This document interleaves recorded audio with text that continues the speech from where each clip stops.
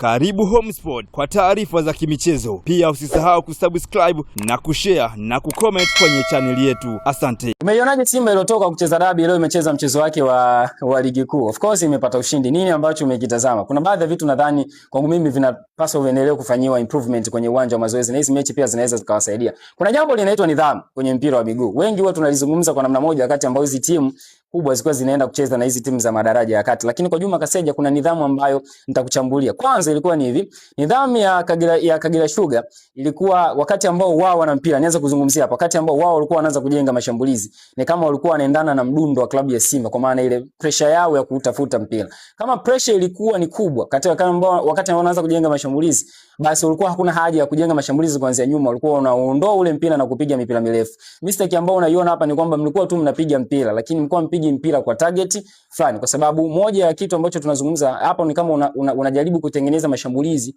through above, kwa maana ya kujaribu kwa bypass viungo wa timu pinzani na kuwapelekea mipira wachezaji wako waliopo kwenye line ya mwisho ya timu pinzani ile ya kiulinzi. Kwa hiyo mipira kama hivi mara nyingi tunasema ili ifanikiwe, jitahidi kupiga mipira ambayo itakuwa inaenda kwenye move ya mchezaji ili uweze kufanikiwa, kama baadhi ya wachezaji wa Simba walikuwa wanafanya. Kuna ile chance moja aliyopata alikuwa ni mchezaji wa klabu ya Simba huyu Ibrahim Dumbia. Lakini pressure nidhamu nyingine ilikuwa ni wakati ambao sasa mnaanza kujenga mashambulizi alafu mnamuona Simba ambaye hawapi pressure kubwa sana, basi kulikuwa hamna haja ya kupiga mipira mirefu. Anzeni tu kujenga mashambulizi kuanzia nyuma taratibu. Swali likawa ni kama mna confidence ya kufanya hivyo, mnaacha wachezaji wangapi kwenye eneo lenu, kwa sababu mnaweza mkapoteza mpira kwenye eneo la katikati. Simba wana attackers wazuri ambao wanaweza kuwashambulia kwenye transition. Nikaangalia nikakuta ni muundo wa 3-2, yani kuna wachezaji watatu waliopo karibu na golikipa wao, wachezaji wawili katika eneo la kiungo. Kwa katika ile zone yao yote wana wachezaji ambao ni watano, alafu wengine ndio wapo katika hizi channels eneo hili la mwisho kwa ajili ya kuprogress mashambulizi hasa kupitia katika maeneo ya pembeni mwa uwanja. Na hata wakati ambao hawana mpira Kagera Sugar wanautafuta,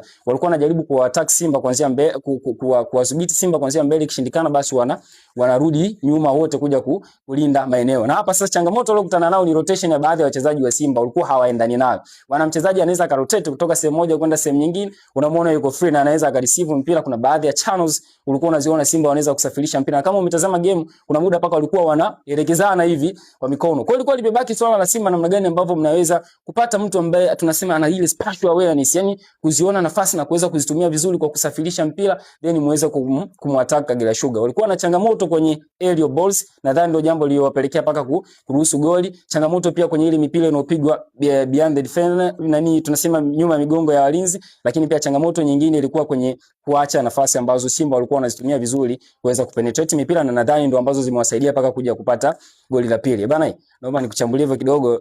Kwenye Simba ambayo kwa sasa ina Dumbia pamoja na Bakari Mwongosi, wamemuongeza Ismail Mgunda kutoka kwenye kikosi cha Mashujaa. Kitu gani cha tofauti ambacho nimekitafuta kutoka kwa Ismail Mgunda pengine kinaweza kikawasaidia Simba Sports Club ukilinganisha pia na wale waliopo katika eneo hilo la ushambuliaji? Na japokuwa tunajua ya kuwa kocha pia amekuwa akimtumia Elim Panzu kama force number 9, lakini ukweli ni kwamba kuna baadhi ya games ambazo mwalimu atakuwa anahitajika tu kumtumia mshambuliaji kinara kutokana na uhitaji wa mchezo, lakini pia na aina ya mpinzani ambaye unakwenda kukabiliana naye. Moja ya kitu ambacho Ismail Mgunda hanacho ni uwezo wake wa kupiga akiwa mbali, yani tunasema shooting ability yake ni nzuri sana. Ukimwangalia Ibrahim Dumbia, moja ya kitu ambacho ni kizuri zaidi kutoka kwake ni uwezo wa kucheza mipira ya kichwa. Na nadhani hata kocha Steven Baka alizungumza. Ila kwa Ismail Mgunda ndio anaweza kucheza mipira ya kichwa, lakini anakuhakikishia kwamba hata nikiwa nje ya box naweza attempt hapa nilipo na nikaweza kuleta madhara kwa timu pinzani. Nadhani kama uliangalia ile game ya Simba na Mashujaa ile ambayo ilipigwa kule mkoani Kigoma, kuna attempts kama 2 au 1 nadhani aliweza kuzifanya kwenda kwa Jibril Kasal. Lakini kama umekuwa ukimfuatilia vizuri, huyu ni moja ya uwezo wake mkubwa sana. Kwa hiyo ni faida nyingine ambayo unaiona Simba wanaweza kuipata, hasa wakati ambao timu inaweza kukutana na wale wapinzani ambao wamekaa zaidi katika eneo la chini. Huwa tunasema moja